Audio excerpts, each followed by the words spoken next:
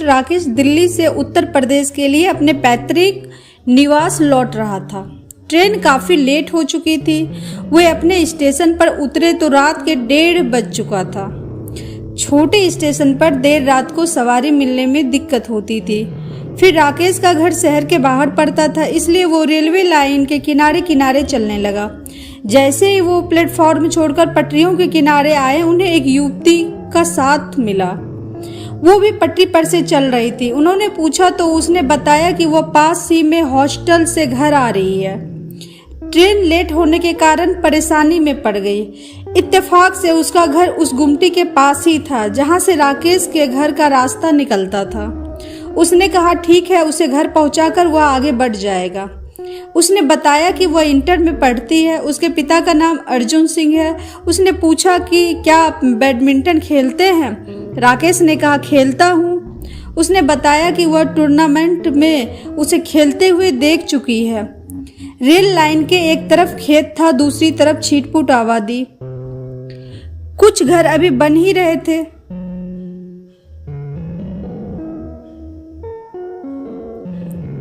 कुछ घरों से रोशनी आ रही थी। उसके साथ बात करते हुए कब हम रेल के फाटक के पास पहुंच गए पता नहीं चला।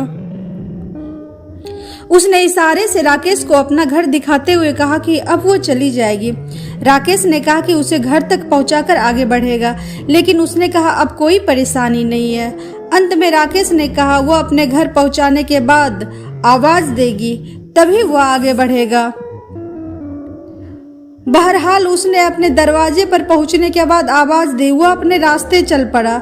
2-4 दिन बाद राकेश शहर की ओर निकला तो उसके घर के पास से गुजरते हुए उसे लड़की की याद आई। उसने पास से के एक दुकानदार से पूछा कि अर्जुन सिंह का घर कौन सा है। उसने एक घर की ओर इशारा करते हुए बताया कि गेट के पास जो टहल रहा है वही अर्जुन सिंह है। राकेश उनके पास गया और कहा नमस्ते अंकल। वे राकेश को पहचानने की कोशिश करने लगे।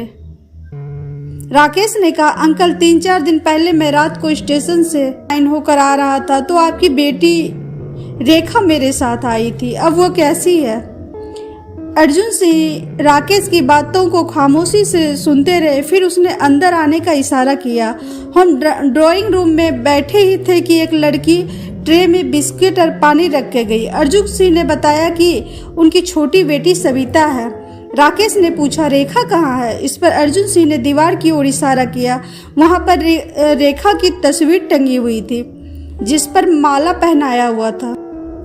मैं चौंका। अर्जुन सिंह ने बतलाया 2 महीने पहले की बात है। रेखा ट्रेन से उतरकर रेलवे लाइन से होते हुए पैदल आ रही थी। पीछे से 2 भैंस दौड़ते हुए आए और शोर मचाया। रेखा पीछे मुड़कर देखा तो उसे बचने के लिए रेलवे लाइन पे दौड़ गई। उसी वक्त एक ट्रेन आ रही थी जिससे वह कटकर मर गई। यह कहते हुए उनकी आंखें डबडबा गई। थोड़ी सैयद होकर पूछा हमारे घर की रौनक थी, पढ़ने में बहुत तेज थी। अच्छा बताओ तुम मुझसे कैसे मिले? उदासी नहीं लग रही थी। राकेश ने कहा वह समान छात्रा की तरह बात कर रही थी। कहीं से ऐसा नहीं लग रहा था कि वो धीरे से उठा और बोला अच्छा अंकल मैं चलता हूँ।